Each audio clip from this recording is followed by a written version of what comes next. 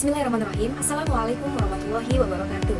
Perkenalkan, nama saya Den Pramudita dengan NIM 2211101082 dari Program Studi Pendidikan Agama Islam Universitas Islam Negeri Sultan Haji Muhammad Idris Samarinda. Di sini saya akan menjelaskan berbagai macam-macam najis dan tata cara mensucikannya.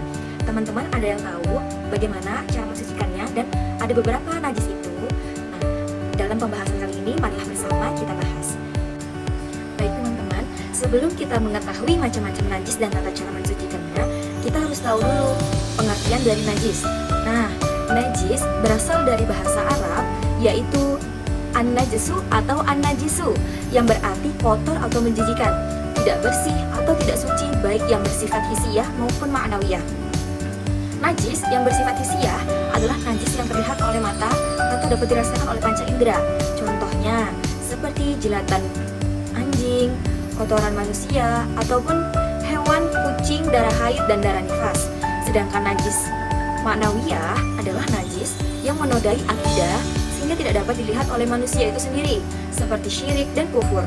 Selanjutnya adalah najis menurut istilah.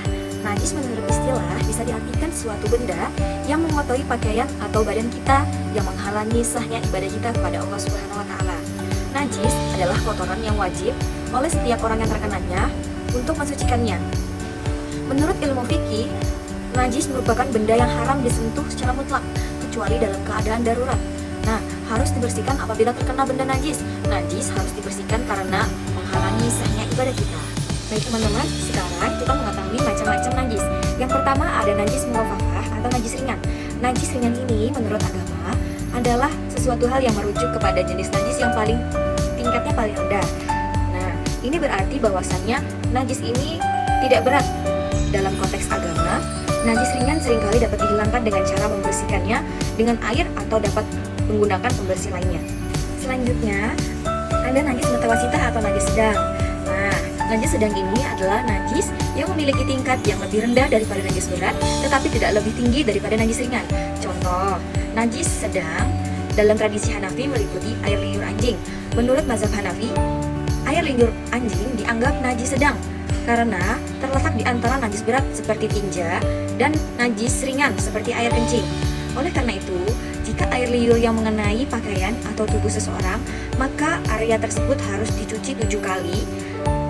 Satu di antaranya menggunakan tanah atau debu. Baiklah teman-teman, setelah kita mengetahui macam-macam najis, kita harus mengetahui manfaat dan hikmah dari mempelajarinya. Ialah akan mendapatkan pahala dari Allah Subhanahu wa taala dan mendapatkan rahmat pula dari Allah Subhanahu wa taala. Karena Allah Subhanahu wa taala sangatlah menyukai kebersihan dan mencintai orang-orang yang selalu menjaga kebersihan. Selain itu juga, orang-orang yang berada di sekitar kita akan merasa nyaman apabila sedang di dekat kita. Dan ini juga dapat menjadi sebuah cara untuk menjaga kesehatan kita. Di dalam Al-Quran, sudah ada perintah untuk bersuci, yaitu terdapat pada Quran Surat Al-Mudaththir ayat 4 dan Quran Surat Al-Baqarah ayat 25. Setelah kita mengetahui macam-macam najis, manfaat dan hikmah dari mempelajarinya, kita harus mengetahui tata cara bersuci dari najis yang baik dan benar. Kali ini kita harus mengetahui tata cara bersuci dari najis. Yang pertama, kategori najis mukhafafah atau najis ringan. Najis mukhafafah atau najis ringan ini dibagi menjadi dua. Yang pertama ada najis mukhafafah ainiyah dan yang kedua ada najis mukhafafah hukmiyah. Kita masuk pada tata cara yang pertama, yaitu kategori najis mukhafafah atau najis ringan, yaitu najis mukhafafah ainiyah. Yang pertama adalah dibersihkan lebih dahulu sifatnya sehingga warna, bau, dan rasanya tidak dapat dilihat dan dirasakan. Yang kedua, air yang suci dan mensucikan dipercikan ke tempat atau benda yang terkena najis. Air yang dipercikan harus mengenai seluruh tempat atau benda yang terkena najis. Yang ketiga, air yang dipercikan tidak dinyatakan hingga mengalir atau disyaratkan hingga mengalir. Selanjutnya yang terakhir adalah dikeringkan dengan kain atau benda yang suci. Selanjutnya kita masuk pada kategori yang selanjutnya, yaitu kategori najis sedang atau najis mutawasitah. Dan di najis mutawasitah ini terbagi menjadi dua pula. Ada najis mutawasitah ainiyah dan mutawasitah hukmiyah. Tata cara mensucikan pada najis mutawasitah ainiyah yang pertama adalah dibersihkan terlebih dahulu sifatnya sehingga warna, bau, dan rasa najis tidak lagi kelihatan dan dapat dirasakan. Kemudian air yang suci dan mensucikan dialirkan ke seluruh tempat atau benda yang terkena najis. Air yang dialirkan harus mengenai seluruh tempat atau benda yang terkena najis. Selanjutnya yang ketiga yaitu air yang digunakan disyaratkan hingga mengalir, dan yang terakhir adalah dikeringkan dengan kain atau benda lain yang suci. Selanjutnya yang kedua adalah najis mutawasitah tata cara untuk mensucikan najis mutawasyit hukumnya ini adalah yang pertama, tempat atau benda yang terkena najis dilingkari lebih dahulu untuk memastikan permukaan air sehingga tepat pada najis yang dituju. Kemudian, air yang suci dan mensucikan dialirkan hingga mengalir atau disiramkan hingga mengalir ke tempat atau benda yang terkena najis dan telah dilingkari. Dan yang terakhir adalah dikeringkan dengan kain atau benda lain yang suci. Kategori najis yang ketiga adalah najis mughalladhah atau najis berat. Di najis mughalladhah ini terdapat dua bagian pula. Yang pertama ada najis mughalladhah hukmiyah dan yang kedua ada najis mughalladhah ainiyah. Di dalam tata cara mensucikan najis mughalladhah hukmiyah ada beberapa cara. Yang pertama adalah dibersihkan terlebih dahulu sifatnya sehingga warna, bau, dan rasanya tidak lagi kelihatan dan dapat dirasakan. Yang kedua adalah menyiramkan air hingga mengalir ke tempat atau benda yang terkena najis sebanyak 7 kali dan satu diantaranya dicampur dengan debu yang suci. Cara pertama, air dicampur dengan debu yang suci dalam satu tempat, kemudian disiramkan ke tempat atau benda yang terkena najis. Cara kedua, menaruh debu di tempat atau benda yang terkena najis, lalu menyiramkan air dan menggosokkannya, dan diakhiri dengan menyiram dan mengelap air dengan benda yang bersih dan suci. Cara ketiga, menyiramkan air ke tempat atau benda yang terkena najis, lalu menaburkan debu, dan selanjutnya mencampurkan keduanya serta menggosok-gosokkannya, dan diakhiri dengan mengelap air dengan benda yang bersih. Tata cara mensucikan najis mughalladhah ini ada dua cara. Yang pertama, berikan tanda dengan lingkaran tempat atau benda yang terkena najis. Yang kedua, lakukan cara yang sama dengan proses pencucian najis mughalladhah hukmiyah.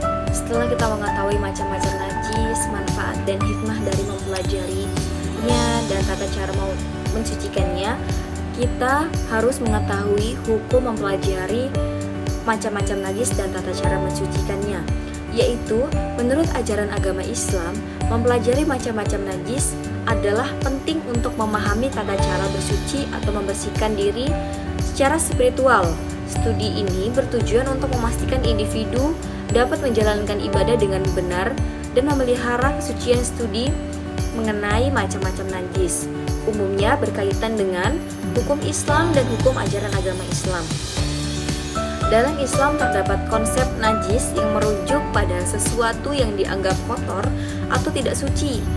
Memahami jenis-jenis najis dan peraturan seputar mereka penting dalam praktek keagamaan, terutama dalam menjalankan ibadah dan menjaga kebersihan.